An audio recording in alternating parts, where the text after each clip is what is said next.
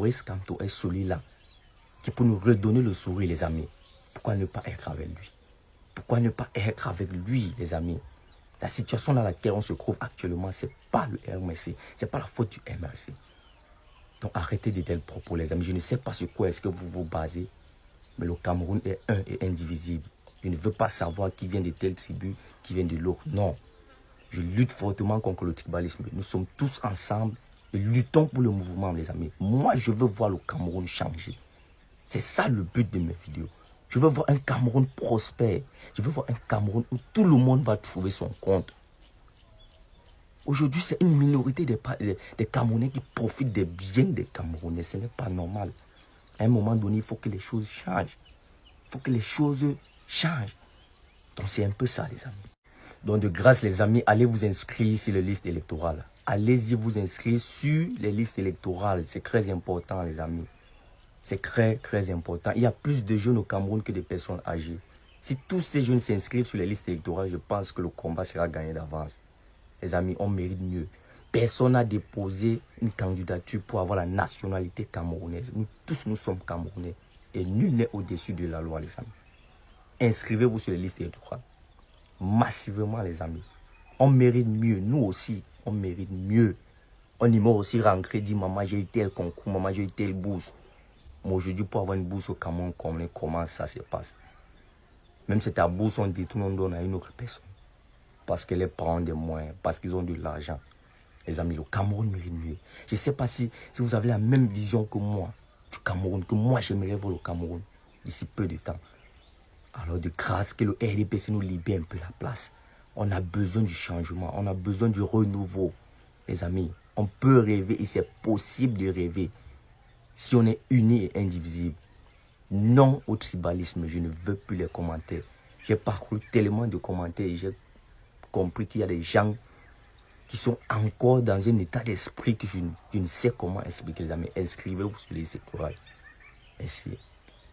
Non, en démocratie, vous n'aurez jamais l'unanimisme. Okay. Il y a toujours, ou alors ce n'est plus la démocratie. Il y a toujours des gens qui disent oui et des gens qui disent non. Maintenant, il faut voir est-ce que ceux qui disent oui sont majoritaires par rapport à ceux qui disent non. Donc on peut retourner la question en disant est-ce que vous pensez qu'il y aurait beaucoup de personnes qui pourraient trouver en lui une solution? Bon, je ne peux pas répondre.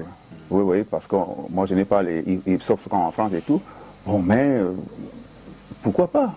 Vous comprenez? Pourquoi pas? Il y en a certainement. Puisque son interview a fait écho. Ça veut donc dire qu'il y a des gens qui approuvent ce qu'il a dit. Bon, et il est normal qu'il y ait des gens qui désapprouvent. C'est ça la démocratie. Il ne faut pas avoir une démarche totalitaire. Il faut accepter que les gens vous contredisent.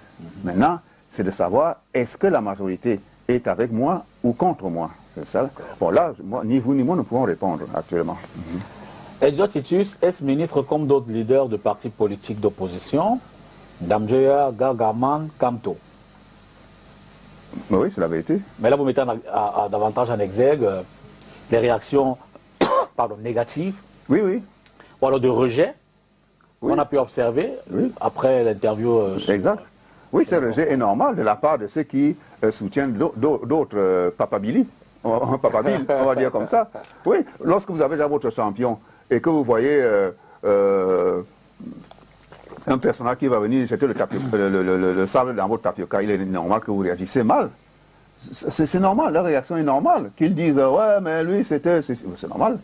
Bon, mais dans le même temps, il y a d'autres personnes qui disent la même chose de leur champion. Hein. Si vous tendez le micro pour parler d'un des trois personnages dont vous avez cité les noms, ce sera la même chose. Hein.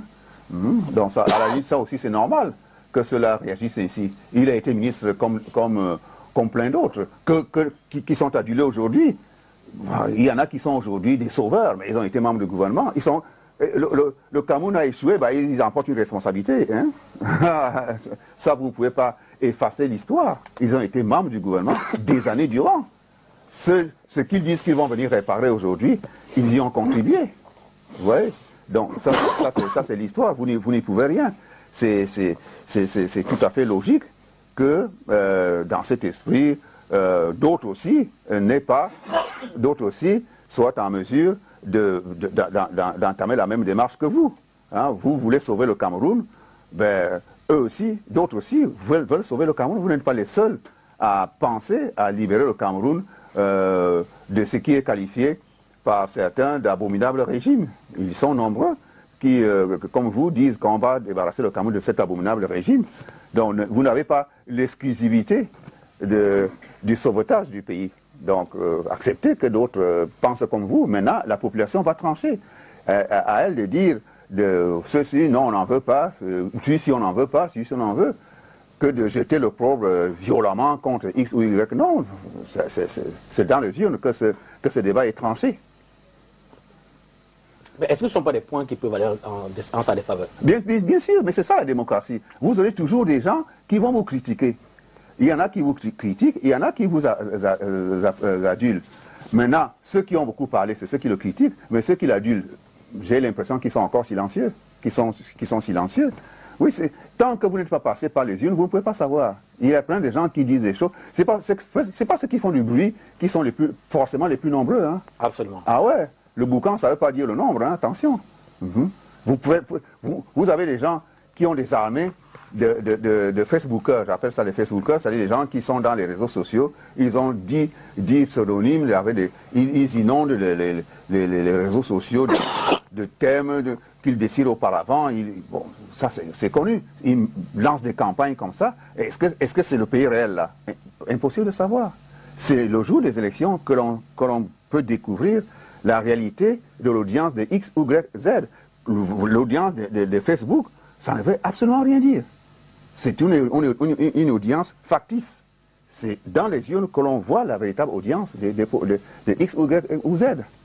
Alors, dans le chapitre 7, vous parlez de la fin des chefs traditionnels relais politiques. Oui. Ben, ils sont devenus aujourd'hui des relais de l'administration. Ça saute aux yeux, comme le nez sur le visage. Les chefs traditionnels ont été enrôlés. Oui, ça c'est clair. Beaucoup de chefs traditionnels ne toléreront pas qu'un autre parti vienne tenir un meeting dans leur village, en dehors du RDPC. Ça, c'est des choses que moi, personnellement, j'ai vécues. Moi, il y a des gens, je leur dis, mais le président de la République a décrété la démocratie. Pourquoi toi, tu ne veux pas que je vienne tenir une réunion dans ton village? Moi, c'est des choses que moi, j'ai vécues. Le chef dit ici, va faire ça ailleurs, n'entre pas ici. Si tu es ici, on va t'agresser. Vous voyez? Donc, ça a une incidence sur le jeu politique. Oui, à partir du moment où il ferme la porte à un courant d'opinion. Moi, je pense que le chef de traditionnel, chef coutumier, doit rester le chef de tout le monde. Le président de la République est le président de tous les Camerounais. Ceux qui ont voté pour lui, comme ceux qui n'ont pas voté pour lui. Ceux qui l'acclament, comme ceux qui l'exècrent. Donc, le chef traditionnel doit avoir la même attitude. Mais lorsque l'un chef traditionnel vient déjà avec l'uniforme d'un parti politique, il n'est plus chef traditionnel, il est déjà militant d'un parti politique, d'abord, et chef traditionnel ensuite. Or, il devrait rester dans la statut de chef traditionnel, c'est-à-dire au-dessus des partis. Mais nous voyons aujourd'hui que pratiquement tous les chefs traditionnels sont des militants d'un seul parti. Et ça pose, voilà des faiblesses de la démocratie camerounaise. Cet enrôlement des chefs traditionnels dans un seul parti. Et ça les avilit. Les chefs traditionnels perdent leur audience, perdent leur aura par cette attitude partisane que la plupart d'entre eux ont. Il faut reconnaître que vous ne les jetez pas totalement à la Vénite populaire, puisque vous parlez d'un regain d'intérêt pour la chefferie traditionnelle de nos jours au Cameroun. Ah ben oui, c'est évident. Maintenant, vous avez des ministres qui vont se faire investir chef de village mais comment? Ça devient, c'est la mode aujourd'hui. N'importe quel petit sous-chef de service, il se peut maintenant appeler Majesté. Majesté. Je me rappelle, avant que je quitte l'Allemagne, un ami me disait, dans votre pays, il y a des rois de deux villages.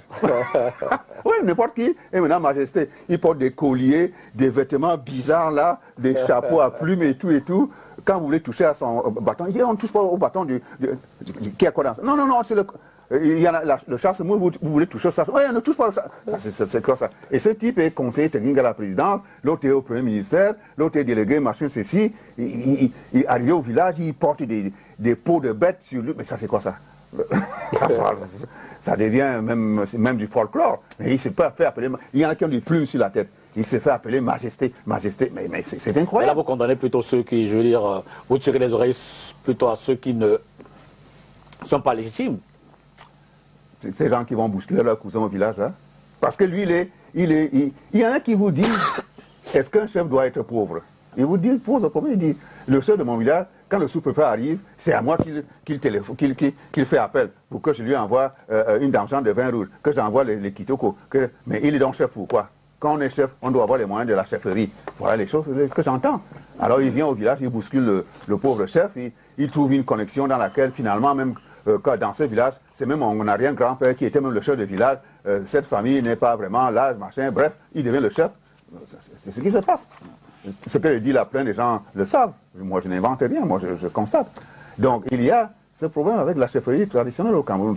Les gens de la ville sont venus bousculer les villageois en disant, tu es chef, tu n'as même pas 5 francs.